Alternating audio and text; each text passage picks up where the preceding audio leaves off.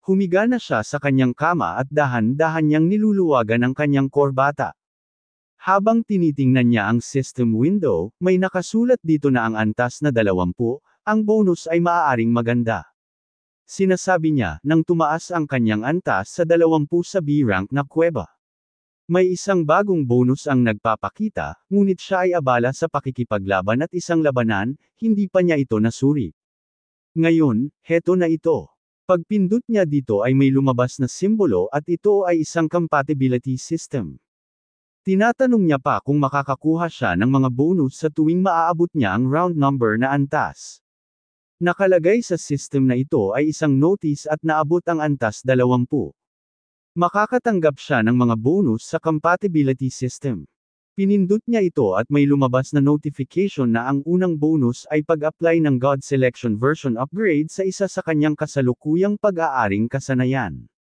Ito ay lubos na magpapalakas ng mga epekto ng kasanayan. Ang ikalawang bonus, ang version ng pinakamalakas na katawan ay na-upgrade. Otomatikong pinataas ang depensa ng buong katawan kasama ang mga organo sa 60 beses. Habang pinapahintulutan siyang mag-adjust kung saan niya itutuon ang pinakamalakas na katawan sa kanyang gusto. Nang makita ito ng ating bida, nagtatanong siya kung pwede siyang mamili kung aling kasanayan ang kanyang i-upgrade. Kamakailan ay pakiramdam niya na hindi siya kontento sa kanyang kasanayan. Lalo na kapag nakikipaglaban siya sa mataas na antas na kalaban.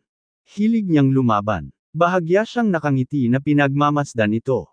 Bigla naman siyang napaupo sa tuwa habang inaalala niya ang mga nangyari sa kanya. Sinabi niya, ang pangalawang bonus ay magbibigay ng 60 beses na depensa para sa kanyang buong katawan. Masusolusyonan nito ang physical na kahinaan sa laban. Siya ay malubhang nasusugatan ng maraming beses. Sa pamamagitan nito ay kaya niyang makatiis ng mas maraming pinsala sa hinaharap. Kaya naman agad niya itong tinanggap. At nagliwanag ang window system. Ang pangalawang bonus ay kanyang natanggap. Ang strong body ay na-upgrade. Halos nanginginig ang buong katawan niya habang tinatanggap niya ito. Natutuwa pa siya at sinabi niya na ito ay magaling. Pinitik-pitik pa niya ang kanyang six-pack na abs na nagkakaroon ng isang liwanag na kalasag. Ang 60 beses na depensa ang kapangyarihan ay madalas siyang nasasaktan kapag ginagamit niya ang sumasabog na enerhiya. Ngunit ito ay nagpapalawak ng kanyang mga posibilidad.